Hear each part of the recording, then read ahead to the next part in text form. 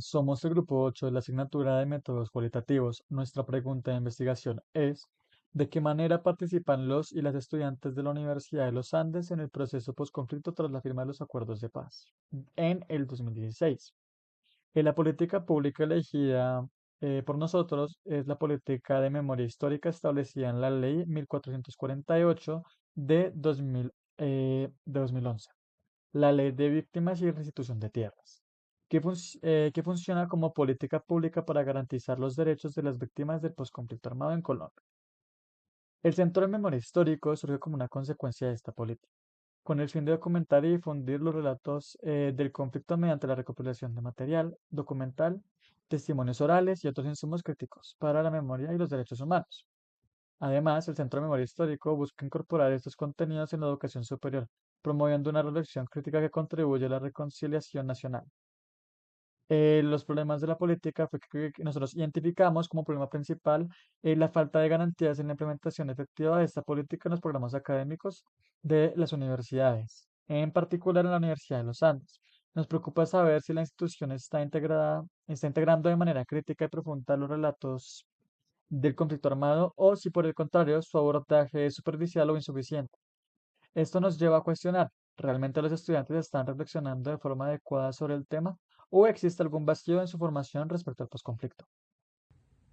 Bueno, entonces con este objetivo realizamos diferentes entrevistas cualitativas a cualitativas y semiestructuradas a estudiantes de la Universidad de los Andes, todos de diferentes semestres y carreras, para después usar un análisis temático, porque lo que nos interesa identificar son los patrones temáticos constantes en el discurso que tienen los y las estudiantes respecto a su posible participación en los acuerdos de paz y en la construcción durante el posconflicto.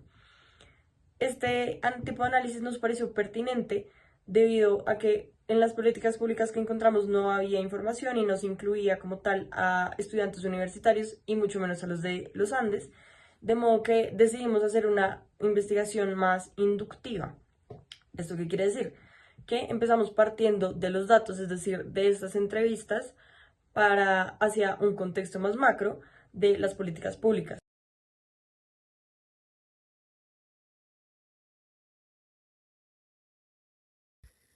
Bueno, pues yo cuando me senté a hacer la entrevista pensé que sería un proceso muy directo, como preparar las preguntas, escuchar, anotar y listo.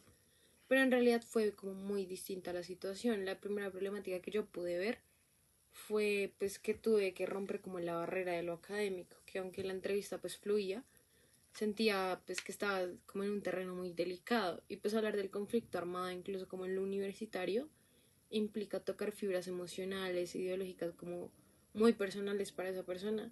Y pues ahí es donde me di cuenta como de la primera dificultad, que era no solo obtener la información, sino que pues generar un espacio seguro para la persona y que se pueda abrir con uno sin sentirse juzgado, pues no escuchado.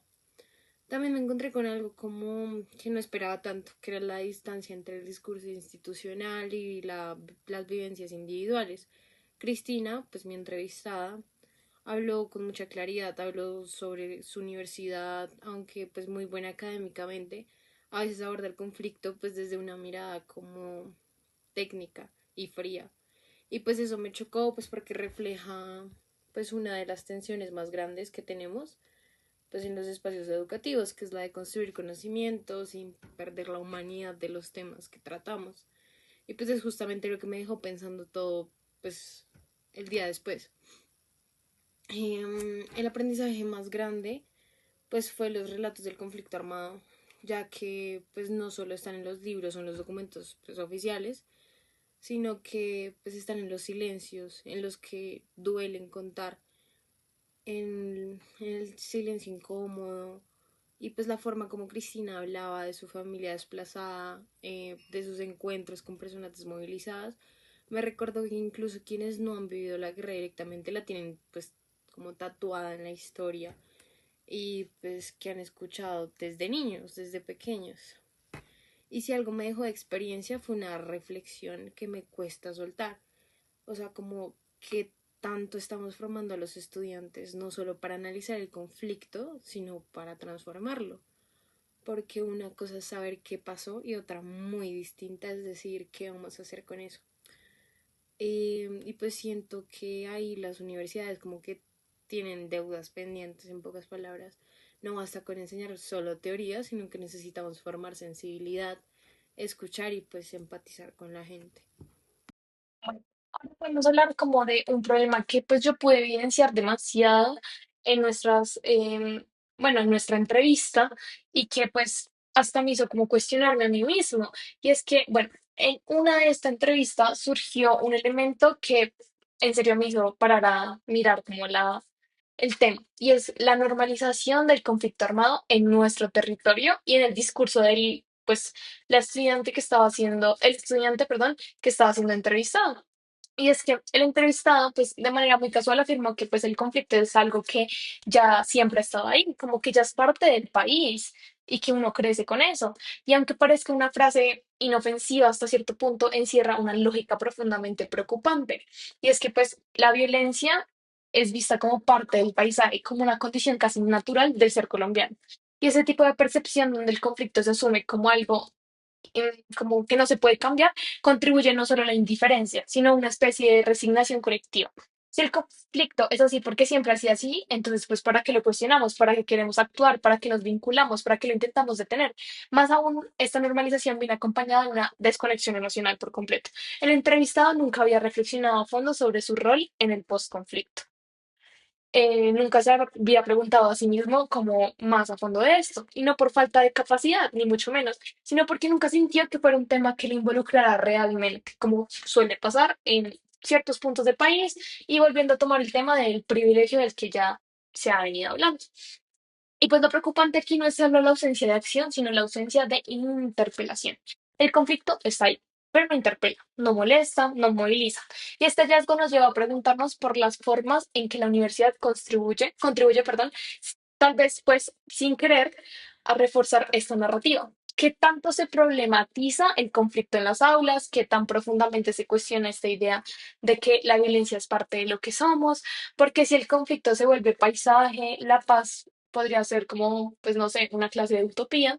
Y si queremos que los y las estudiantes participen activamente en el proceso del postconflicto, primero debemos romper esa narrativa. Debemos devolver al conflicto su carácter de problema social y humano y no de un destino inevitable, de un destino que fue y siempre estará y siempre será parte de nuestro país. Entonces, realmente este fue como un problema que yo vi y que yo sentí porque me hizo cuestionarme a mí misma sobre la visión del conflicto. Bueno, otro problema que encontramos fue una paradoja que existe con respecto al privilegio. Por un lado, este término fue usado múltiples veces durante todas las entrevistas. En algún punto u otro, los estudiantes decían que son una población privilegiada, que han nacido en un privilegio, que han vivido en una burbuja. Y lo interesante es que este privilegio condona hasta cierta medida la inacción o como la no participación en el conflicto armado, en los acuerdos, dado que el contexto socio, como geográfico e histórico en el que se criaron estos estudiantes no responde a unas características como generalizadas o establecidas de lo que una víctima del conflicto o como una persona afectada por el conflicto se debe ver. ¿Con esto a qué me refiero? A que sus vidas no fueron marcadas por secuestros, por violencia directa y explícita, por desplazamientos, por todas estas como dinámicas muy violentas y muy explícitas que otras personas sí han vivido y con lo que se identifica mucho como el arquetipo de la víctima, de la persona.